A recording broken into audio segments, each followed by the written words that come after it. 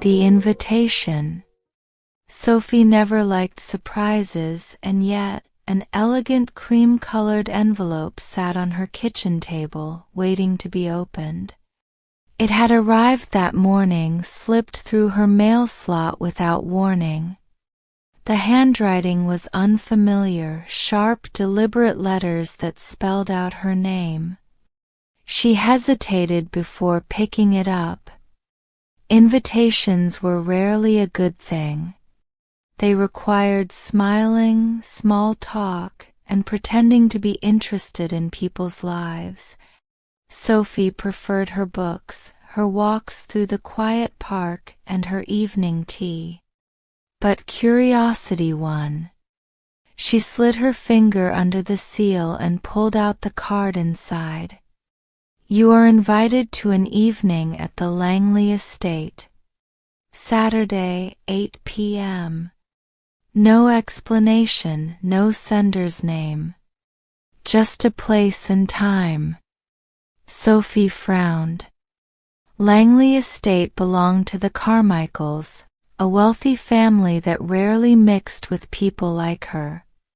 She had never been inside, only admired it from afar on her way to the library.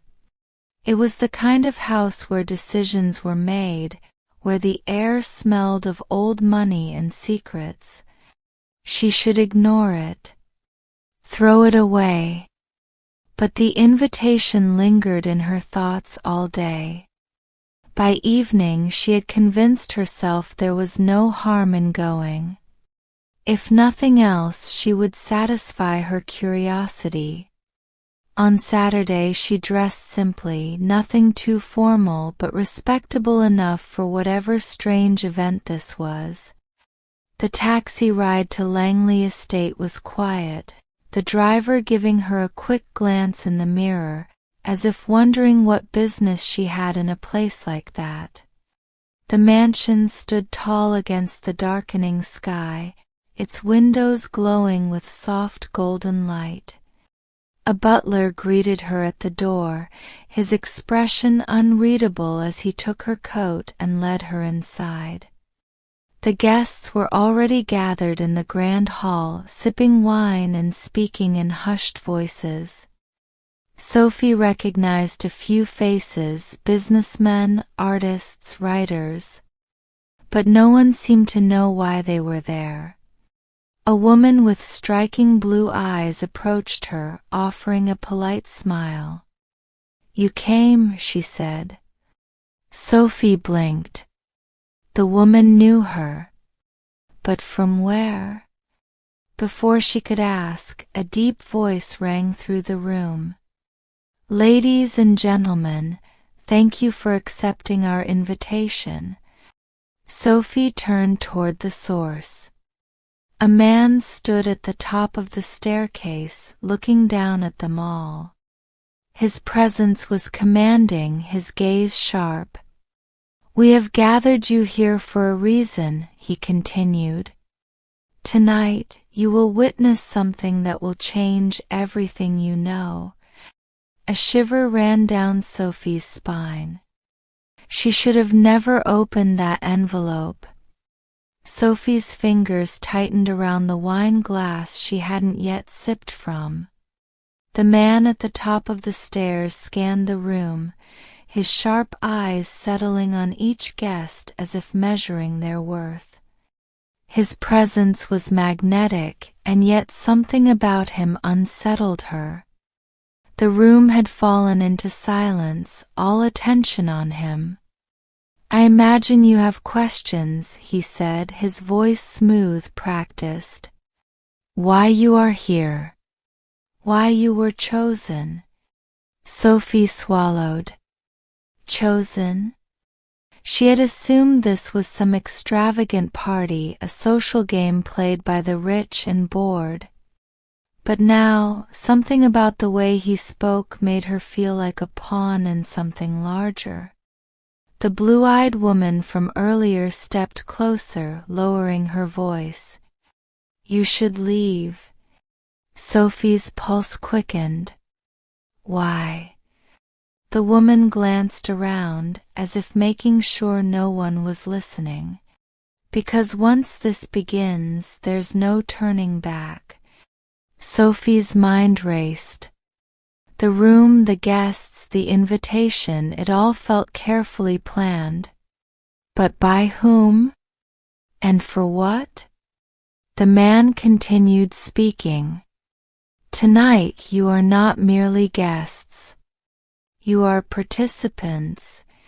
Murmurs spread through the crowd. A man near Sophie scoffed. Participants in what, exactly?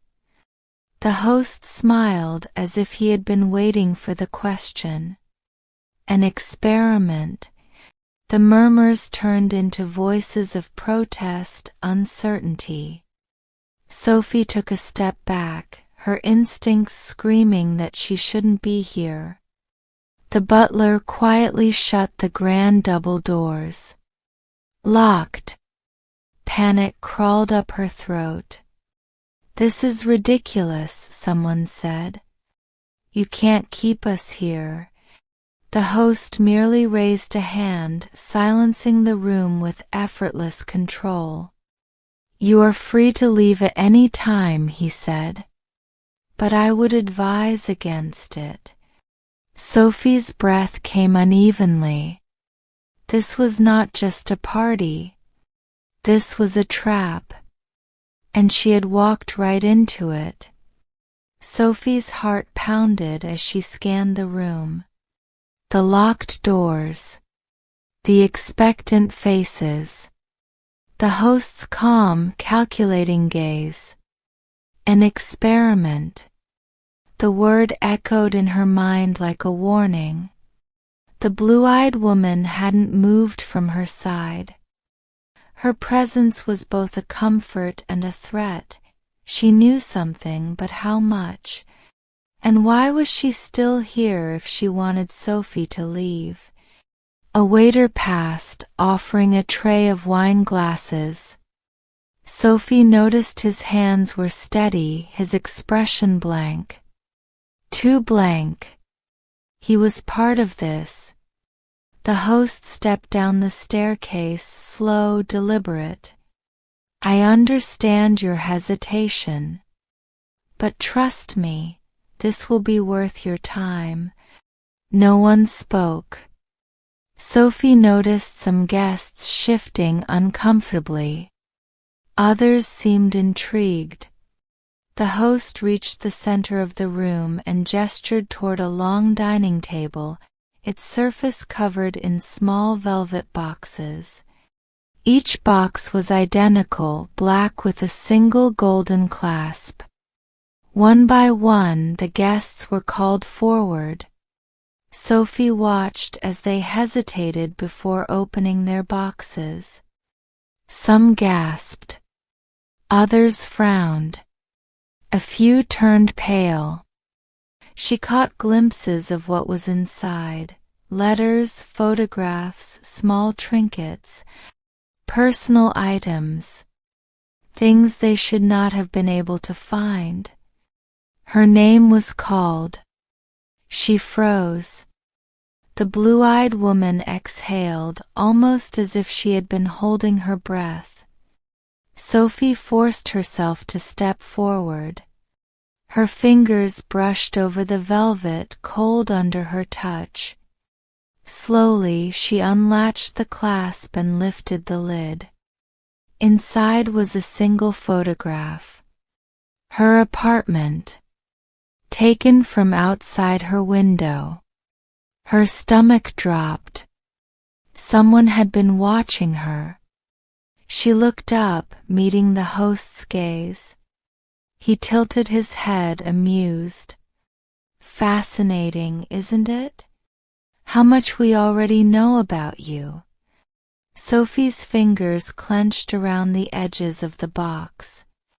This was no experiment. This was a game. And she was one of the pieces. A sharp sound cracked through the silence. A guest had dropped his box, its contents spilling onto the floor. A silver key. A folded note. A single word written inside. Run. Sophie's pulse hammered as she stared at the note on the floor. The word run felt like a command, an urgent whisper in her mind. But how? The doors were locked. The windows were high and heavy with glass. She turned to the blue-eyed woman whose face was unreadable. Did she already know? Was she part of this? The host, still composed, stepped closer. I see some of you are beginning to understand. His voice was steady, almost amused. This is not a party. This is a choice. A man near Sophie let out a shaky laugh. This is insane. I'm leaving. He marched toward the door and pulled at the handle. Locked.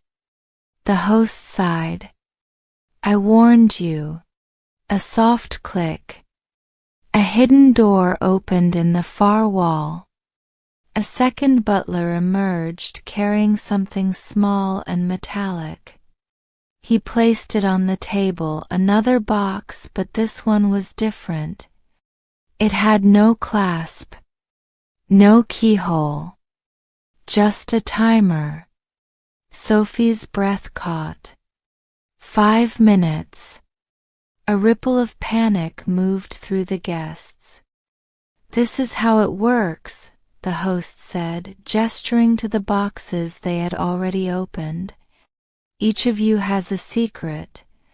Some are small. Some are dangerous. His gaze flickered toward Sophie, and she felt her hands tighten around her own box. The timer ticked down. 4:45. You can leave, the host continued, if you find your key. The man who had dropped his box knelt to pick up his silver key, his fingers trembling. He turned toward the door, his breath ragged. 4:30. Sophie's mind raced. Where was her key? She dug into the velvet, flipping over the photograph. Nothing. The host smiled, watching them scramble. Of course, not everyone has a key. Some of you have something else. Sophie's chest tightened. She turned the photo over again, looking closer. In the corner, nearly invisible, were faint words. Check the piano. Her eyes darted across the room. There, against the wall, a grand piano, polished and untouched. She moved fast, her steps light against the marble floor. 4 o'clock. Reaching the piano, she ran her fingers underneath the lid, searching. Her breath hitched as they brushed against something cold. A key. Her key. She grabbed it, spinning back toward the door. The man with the silver key was already there, shoving his into the lock. It turned. The door creaked open. 3:45. He hesitated only a second before stepping through. The door shut behind him. Sophie didn't wait. She sprinted toward the exit, but the host's voice stopped her. Are you sure, Sophie? Her fingers tightened around the key. What happens if I stay? She asked. His smile widened. You find out the truth. 3:30. The timer ticked down. Sophie stood frozen, key in hand. Leave? Or stay and find out what this was really about? She had seconds to decide. Sophie's mind was racing. The seconds on the timer felt like years, and her heart pounded in her ears. The door was right there. She had the key. She could leave. She could escape. But something held her back. The host's gaze was steady, unwavering. He was watching her with an intensity that made the air feel thick, suffocating. Sophie could feel the weight of his words and the weight of the choice before her. Stay or leave. If she stayed, she could find out the truth. What was this experiment? Who was behind it? But what if the truth was worse than anything she could imagine? What if there was no escape at all? Her fingers tightened around the key. She thought of the man who had already left. Had he truly escaped? Or had he just walked into another trap, one that was worse than the one they were in now? The blue-eyed woman's voice echoed in her memory. There's no turning back. Sophie's breath caught. She could almost feel her heartbeat in her throat. She glanced back at the piano, the silent symbol of everything they had been asked to play along with. Had they been the instruments all along? Escape or stay? The seconds kept ticking. 3 o'clock. The timer's numbers seemed to mock her indecision. She glanced at the door again. She could see the space between the guests now. Some were leaning forward, waiting for someone to make a move. Others stood frozen, their eyes wide. But her eyes were only on the host. You still have time, Sophie, he said softly. The choice is yours. But remember, time is precious. Sophie felt a strange calm settle over her. A certainty that she hadn't felt before. She turned and walked toward the door. The host's voice followed her. Are you sure you want to leave? You might miss something fascinating. But Sophie didn't turn back. She slid the key into the lock and turned it. The door clicked open and she stepped through. 2:30. The cool night air hit her as the door swung shut behind her. Sophie stood outside in the quiet, her breath coming in shallow bursts. She felt lightheaded but alive. She had made it. The sound of footsteps reached her ears. She turned to see the man who had escaped earlier standing a few paces away. You're free, he said simply. Sophie didn't know if he was trying to reassure her or if he was asking himself the same question. Was she truly free? The sound of the timer ticking in her mind grew faint, but the questions remained. What was the truth? What had just happened inside? And was she truly safe now? As she walked away from the mansion, the night air seemed to grow colder. The city lights flickered in the distance. The only thing Sophie knew for certain was that the invitation had been more than just a party. It had been a test and she had passed. But at what cost? Sophie walked quickly, her steps echoing in the empty streets. The cool night air did nothing to calm the racing thoughts in her mind. What had just happened? Why had she been invited to that strange gathering? As she rounded a corner, she noticed a small cafe with its lights still on. The windows were fogged up from the warmth inside, and the soft glow from the neon sign above the door seemed inviting. She hadn't eaten all day, and the events of the evening had left her feeling empty, hungry not just for food, but for answers.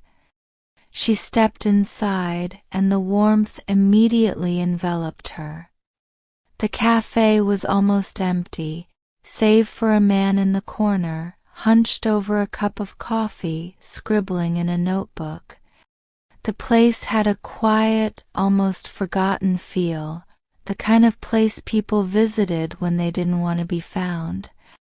The barista, a young woman with dark hair, gave Sophie a quick, tired smile. "What can I get you?" Sophie glanced at the menu, but she wasn't really looking at it. "A black coffee, please," she said, her voice quieter than usual. The woman nodded and walked off. Sophie took a seat by the window, her hands trembling slightly as she placed them on the table. The room seemed safe, but her mind was far from at ease. She had left the mansion. She had made the choice to leave behind whatever that experiment was. But now, as she sat in the cafe, she couldn't shake the feeling that it hadn't ended. The man in the corner looked up, and their eyes met for a brief moment. Sophie looked away quickly, but not before noticing something familiar in his gaze. His eyes were cold, calculating, just like the host. Had she truly escaped? Her coffee arrived, and the barista slid the cup in front of her with a polite smile. Sophie didn't thank her. She was too distracted. The man was still watching her from across the room, but now his gaze seemed too familiar. She didn't recognize him, but somehow she felt like she had seen him before. Had he been at the party? She tried to recall everyone's face, but the memory was clouded, fuzzy. Sophie sipped her coffee, her mind spinning. The more she thought about it, the more it felt like the mansion hadn't just been a one-time event. What if it was a cycle? What if, like everyone else, she had been a part of something much bigger than just one strange night? Her phone buzzed in her pocket. She pulled it out, half expecting another strange message. There was a new notification. An invitation. Her stomach twisted. She opened it, her fingers shaking. The message was short. "We'll be waiting. The choice is yours." Her hands tightened around the phone. Was this a game? Was there truly an escape? And then Sophie heard it, the man's voice from across the cafe. Soft, calm. "You're still part of it." She looked up. He was standing now, moving toward her. Her breath caught in her throat. "You can run. But it doesn't end." "It never ends," he said softly. "They'll always find you." Sophie stood up, her heart racing. But before she could say anything, the door to the cafe opened, and the cold night air rushed inside. The man smiled, a cold, knowing smile, before he turned and left. Sophie's mind reeled. She was no longer sure of anything. The invitation had come for a reason. She was part of something much darker than she had ever imagined. But what was the truth? And would she ever be free of it?